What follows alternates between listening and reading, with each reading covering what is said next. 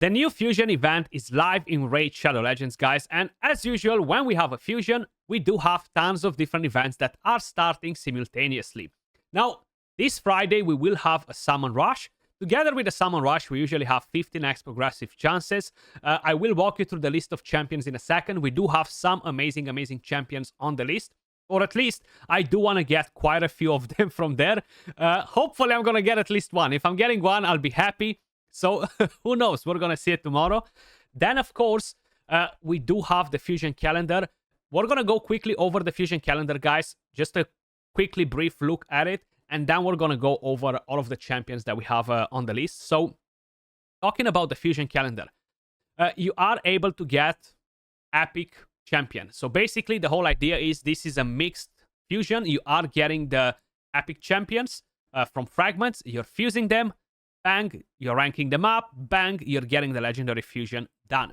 Now, this is the hardest type of fusion in my opinion. How you may notice, we have a total of 450 fragments, guys. So I'm quickly going to move my head back on it while I'm reading you the whole thing that you need. Plus, I'm going to post this in my Discord. If you haven't joined my Discord, the link is in the description down below, guys.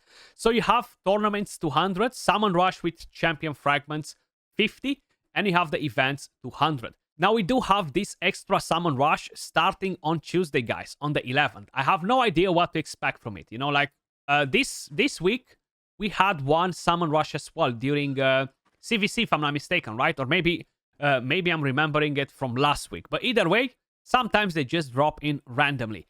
So, basically, you do need to do a lot of summoning. The champion itself, it just doesn't seem amazing. Now, for whoever is going for the fusion, including myself, because I want to collect this Pokemon, you have the Dungeon Divers, you have the Fire Knight tournament that started today. We do have a total of 3 Dungeon Divers, 3 summoning events. I'm not feeling it too good, you know? I'm not feeling too good about this. We have quite a few hard events, you know, and yes, 3 artifact enhancement events. Keep in mind, always plan your dungeon tournaments like Fire Knight, Golem, Spider, Dragon, Champion Training, etc. While a Dungeon Diver is active. So always do them at that time. Very, very important. You do have 2 Classic Arena tournaments. But that's pretty much it about this Fusion event calendar. There isn't much of a breakdown that I can do for you guys in here, you know. But talking about the champions that we have for 15x progressive chances. Of course, that will be on Friday, June 7th, from Ancient, Voids, Primal, and Sacred Shards. All of this will be involved. No 2x this weekend. And starting with the very first champion, Prince Kymar. I don't want a Prince Kymar, but I know a lot of you guys that want a Prince Kymar. An absolute beast. AoE attack, chance to place poison, remove all buffs, sleep, reset the skills, boost turn meter, speed aura for arena. Very effective in dungeons, very effective in Hydra, very effective in arena, in many places. You know, he's overall still a very strong champion. You cannot do a infinite loop with double Kymar resetting like you can with Yumeko, but he's still a pretty solid option for a Hydra team if you don't have better options, you know. So for arena, I'm not personally using mine. I do encounter him in live arena pretty often, either built on Stone Skin, either built on immunity, or either built really, really fast to try and sleep you and remove your buffs. He's quite a bit of a gamble now. I do like that he brings you the speed aura. I do think that if you are really planning to use a Kymar for arena, the best way is to build him with very high resistance to resist Krixias, Warlord, Yumekos, and reset your team and basically give you the upper hand. But that's kind of like how I'm feeling about him. I'd have 2 copies, using one in the Fire Knight, top notch, and then using him on pretty much every other single wave that I need to kill with Seer or different champions. The next one is definitely one that I would really, really love to pick, and that is Rotos, the Lost Groom. Now, if I would manage to get another Rotos, I could make mine to +2. That would give him 10 speed and tons of other additional stats. But the main thing that will really be impactful is that extra speed on my Rotos. Very strong. Now, he does have a lot of hard counters rather than easy counters.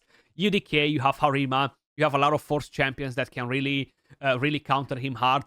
The main thing with him, guys, if you lock him, he can gain an extra turn from the A1. Now, this is a lot of RNG, but when this happens, you just want to pull your hair out, okay? Because, that's why I have no more hair, by the way. because he can demolish your entire team. Extra turn, move into this A3, extra turn, move into the other skill, and another extra turn, and just wipe your entire team. And you're like, again, Rotos destroyed my entire team. That's why it's very important to really counter him when you have the opportunity. And the best build for Rotos right now is definitely a Merciless set. Like, if you can get a 9-piece Merciless set on a Rotos, he's gonna blow your mind, okay? Literally, he's going to blow your mind. The next one, Sun Wukong. Now, I would love a copy of Sun Wukong. Hell, I would love 4 more copies of Sun Wukong, and he is still a champion that's being used a lot in live arena. Probably I wouldn't necessarily use him for classic arena during platinum pushes, but he is still very, very powerful for that too. Speed aura, very important. You have the stun, you have the polymorph, ignore defense, the surplus damage. If you kill somebody, this deals so much damage. Still all buffs, puts block buffs. He can revive every freaking 3 turns and annoy the heck out of you, you and your entire team, you know? So, Sun Wukong, I do think the best build for him is a hybrid build. 500 accuracy, if you can, 400 is good enough. Enough to allow you to polymorph at least the main threat in the enemy team, like the Nuker or something like that. And half damage on him. If you can build him on Stone Skin, is nice, but I don't think it's a necessity. It is good not to have the enemy to control him, though. So it's a pretty important thing with that. Queen Ancora, again, yes. I would say yes to Queen Ancora all day long. 4 more copies, I would be super happy. There is literally no day when I'm not using her. And a lot of you guys are really, really underestimating this champion. A lot of you are calling her trash if you don't have Narcissus. That is so not true. You have no idea how many times I'm picking Ancora without Narcissus. And that's mainly because of the clans, because of the A1. Her revive is just so freaking strong, manipulating Thermeter and having the ally coming back with all of the skills on 0 cooldown is just so good. And of course, the speed lead passive is pretty nice to control Sifi and other champions like that. So Ancora, she is absolutely amazing. I would love to get mine to +4 at some point, but I know it's not going to happen anytime soon. Then we have Haprek. Now, out of the entire list, I feel like he's the most underwhelming champion. He's still a solid nuker, but he really fell off out of the entire meta. Regardless if it's live arena, regardless if it's classic arena, he's still good to use in the lower tiers. But when we are talking about the top meta, he's just not there anymore because there's so many counters to it, you know? He's conditional to deal the extra hit, which it will bring a lot of damage. He used to be one of the hardest hitting champion in the game, but he quickly got power crept, you know? Like, he was not meta for a long time. Like, literally, I feel like, I don't know, what was it, guys? A week, 2 weeks, 3 weeks, maybe a month? I do like the passive on him, though. So you can always have fun and bait enemies to attack a weak team, have him on Stone Skin, and then he can wipe the entire enemy team, which is a lot of fun, by the way. Then we have Taras the Fierce. We did not have him for a long, long time, but seems like Flareum understood as well that they are not the top of the meta anymore, and they can put them in progressive chance events. So Taras, guys, there isn't much that I can tell you about this champion. He sucks. That's it. Let's close the page. He is a beast, man. He is very strong, super strong in Hydra, super strong in PvP. He's just strong everywhere, you know? Like, I'm running him in Clan Boss, I'm running him in Hydra, I'm running him in Arena, I'm running him when I'm going out at the shop just to protect me. Just in general, I'm running him everywhere, you know? Because he's that freaking good. And yeah, still an awesome champion.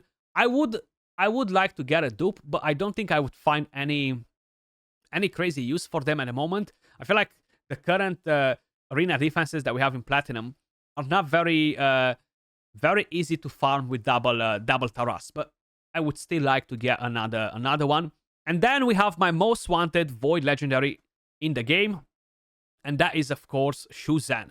I don't have Voids to try, guys. If I'm gonna get 2-3 Voids from Clan Boss, I'll try, but I can't promise you nothing, you know? I would love to get her. She's amazing.